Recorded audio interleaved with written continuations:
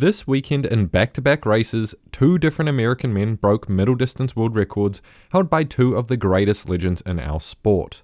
The first was in the men's indoor 2000 metre.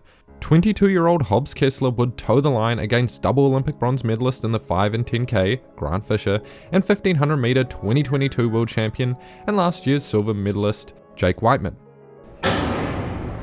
But from the beginning, it would become a very apparent battle against Kesler and Fisher. Kesler actually playing it pretty smart, riding the shoulder of Fisher the entire race, knowing very well Fisher has the better stamina, but not the better finishing speed. It's going to have to be an absolutely epic last lap.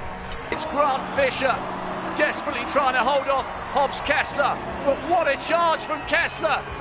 It's close, it's really close. Does history beckon for the American? Yes, yes! Somehow, incredibly, and truthfully, unexpectedly, both men cracked the previous world record. Kesler, 4 minutes 48.79 seconds, an entire 1.2 seconds under it. And to do it, of the last 500 meters, each consecutive 100 meter he ran was faster than the last. A brutal way to kill the stamina of Fisher in front of him. And as I said, this wasn't any run-of-the-mill off-distance world record. It wasn't off-distance though, but it was previously held by none other than the legendary Kenenisa Bekele. 25 laps, look what he has left. Here's one of the greats, Bekele of Ethiopia, his third straight world championship gold. Now, if we were to talk about Bekele, there's just too much history to delve into. But just a quick glimpse, he has 23 global medals between track and cross country, 20 of them gold, and by the end of his decade-long dominance, he would hold 5 world records, 4 of which would take 15 plus years to go down, which is the exact timing of when super spikes were introduced. But that's a whole nother argument.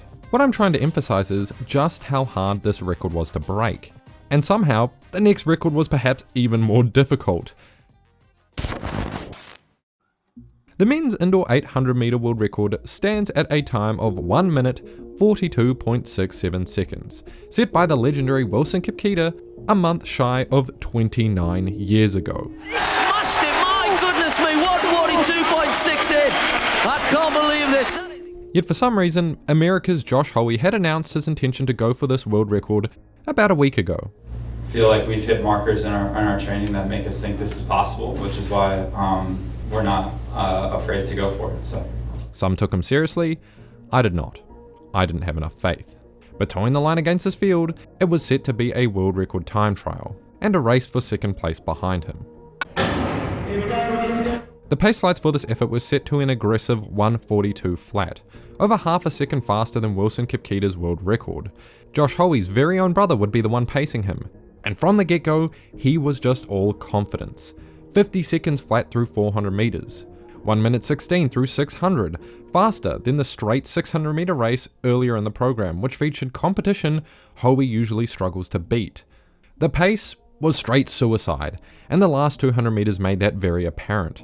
His already raw form becoming even wilder, his entire upper body twisting to get every ounce of power from each step in those final stages of the race. Start to the season, this is proving out to be here.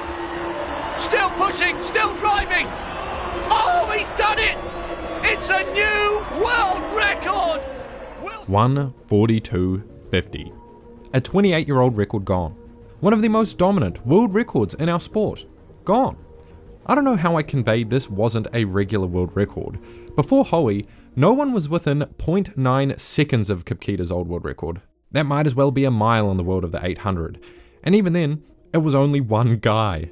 There's also the fact that this run by Kipketer was one of the biggest blowout performances at a world championship in the history of track. Literally, I have the proof. It was number 3.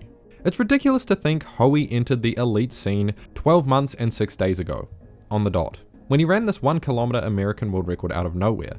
And in the 12 months since, he's had such an impact on the scene in big races. In my mind, he's already a veteran. Like Bekele, Kipketer held a similar legendary status. As I said, he held this 800 meter world record for 28 years. He also held the previous outdoor 800 meter world record for 15 years, and he's a 3-time world champion and 2-time Olympic medalist. By the simple fact, Josh Hoey ran faster than this man ever has indoors, and Hobbs Kessler did the same to Bekele. Are these two American athletes due for the same type of career success in the future? Well, I can say with almost complete certainty, not a chance. But how can I be so certain, you might ask? In the last 12 months, American athletes have broken 6 middle distance indoor world records, and by 4 different athletes. There's obviously the 2 from this weekend, and 4 from last year in February and December. Grant Fisher and Yared Nuguse tackling the indoor 3K and mile world record on the same day. Then the very next week, Fisher again, but tackling the indoor 5K world record. And it was only last month, in the dying days of December, Josh Hoey broke the indoor 600 meter world record. Admittedly though, not all world records are made equal. Some were distances that just weren't touched by the right athletes, and some are 28-year Goliaths that no one had ever really been close to until today. Regardless, it's undeniable. This has been an explosion of American talent in events they had been struggling in for over the last 3 decades, minimum. As an example, the last time an American held a world record, indoors or out, at any distance from the 800 meter all the way to the 10K was over 30 years ago. And I'm giving you such a vague date because I don't know who that last American was. I really tried to go back and find a record specifically, but an American hasn't held a record at any of those distances for so long, I couldn't find the exact one. And I checked all the way back to 1997. That's how absurd this all is. Imagine the odds that out of nowhere, 4 Americans would break 6 world records within a 12-month span after not doing it for 30 plus years. Yet, and this is a big yet, when we look at this cast of American record breakers, 3 of the 4 names didn't even qualify for the World Championships. Hoey came 4th at the US trials, losing to a 16-year-old. Kesler came 4th in the 1500 meter, and Nuguse came 5th in that same race right behind him. While Grant Fisher did make it Worlds, but he came 8th in both the 5 and 10K finals. And funnily enough, the only American collecting golds is Cole Hocker, who doesn't have a world record to his name. And truthfully, when it comes to indoors, he spends most of his time losing to these other guys. Yep, 2 of these guys do have outdoor medals to their name at global championships, while the other 2 have indoor medals. They're clearly not even the closest thing to failures. It's just that for all these world records, none of those medals are gold. Well, the outdoor ones anyway. And the answer to why they'll probably continue to not dominate is pretty simple. It is a bit of a cocktail, but a simple one. Shoes will never stop being an argument. The all-time leaderboards in every event have been replaced with a plethora of performances from the modern era. The shoes are making everyone that 1 to 3% faster. Pair that with indoor track banks being made specifically to cater to certain running events, and the times are just that much easier to hit. Another reason is that many of the greats who own outdoor world records, in which Americans are yet to touch, didn't run indoors at all, or if they did, it just wasn't as serious. David Rudisha being one, the 800 meter world record holder, and Emmanuel Wanyonyi too, the current Olympic and world champion. These guys have literally never touched indoor. There's also Hicham El Garouj, the still mile and 1500 meter world record holder. During his peak years, he would run 1 to 2 indoor races per year, but the distances varied, some of them being those weird off distances, and even then, he still has the 3rd fastest indoor 1500 meter ever.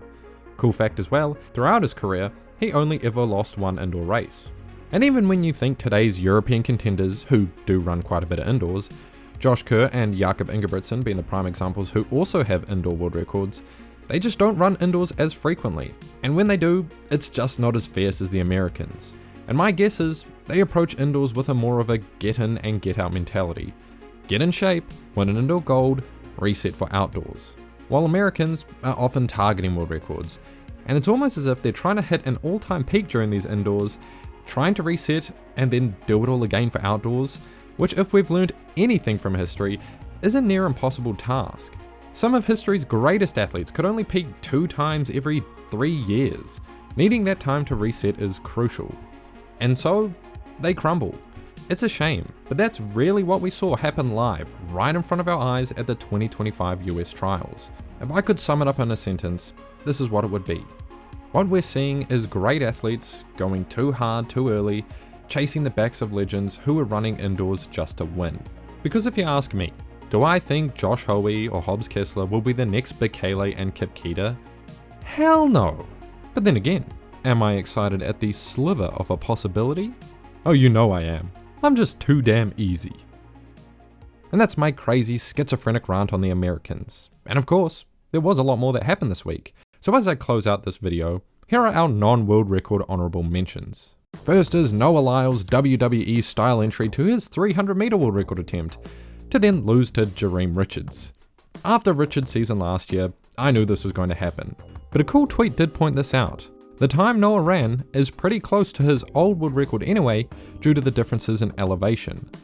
Australian Cameron Myers is also looking really freaky in the 3K, running a top 10 all-time effort out in Boston, and I don't think he's killing himself like the Americans are. And high jump result of the week, 18-year-old Isabel Lewison-Rowe double PBs, 193 and 1.95 meters. Very soon it'll be 3 Aussie girls on the podium at World Champs. And that's all for the week, dominated by the Americans and Sam Ruth, breaking world records. See you in the next.